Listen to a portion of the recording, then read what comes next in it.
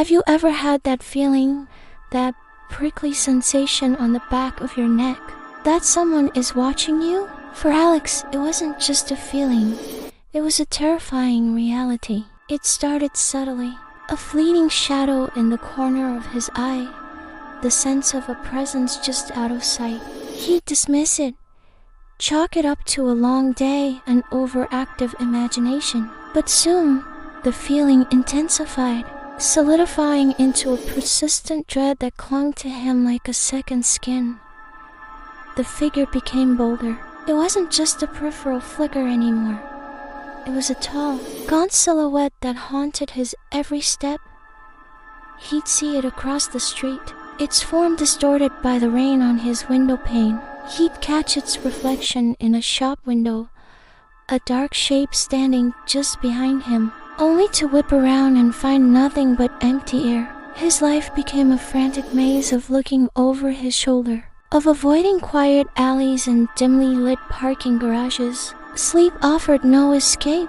His dreams were a chaotic canvas of long, grasping fingers and hollow eyes that promised a silent, creeping doom. He tried to explain it to his friends, to his family.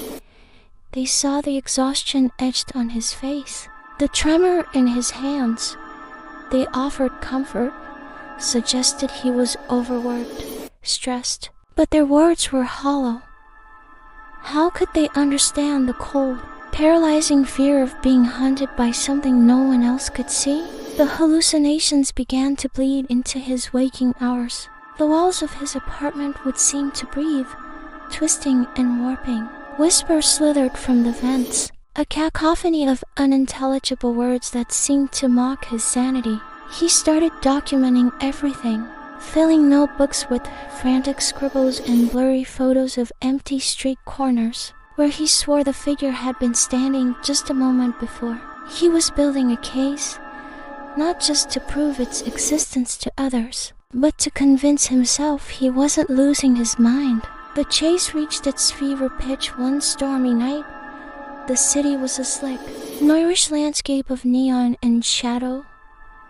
Alex was running, his lungs burning, his heart hammering against his ribs like a trapped bird. He didn't know where he was going, only that he had to get away. He ducked into a dead-end alley, the brick walls closing in on him. Trapped, he turned, his back pressed against the cold, wet bricks, and there was not a flicker, not a reflection, but a solid, terrifying form blocking the only way out. The shadowy figure stood motionless under the flickering streetlight, its features obscured by the darkness, yet radiating an aura of pure menace. Time seemed to slow down. Every drop of rain was a tick of a clock counting down his final seconds. He could see it now, the way it moved, a grotesque imitation of his own posture. The figure took a step forward, then another, its movements unnervingly familiar. It raised a hand, not to strike, but in a gesture that mirrored his own nervous habit of running a hand through his hair. A horrifying realization began to dawn on Alex, a truth so monstrous it threatened to shatter his mind completely.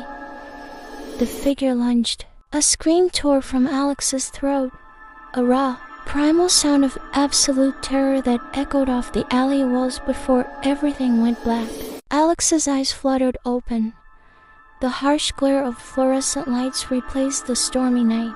The rough brick was gone, replaced by soft, padded white walls.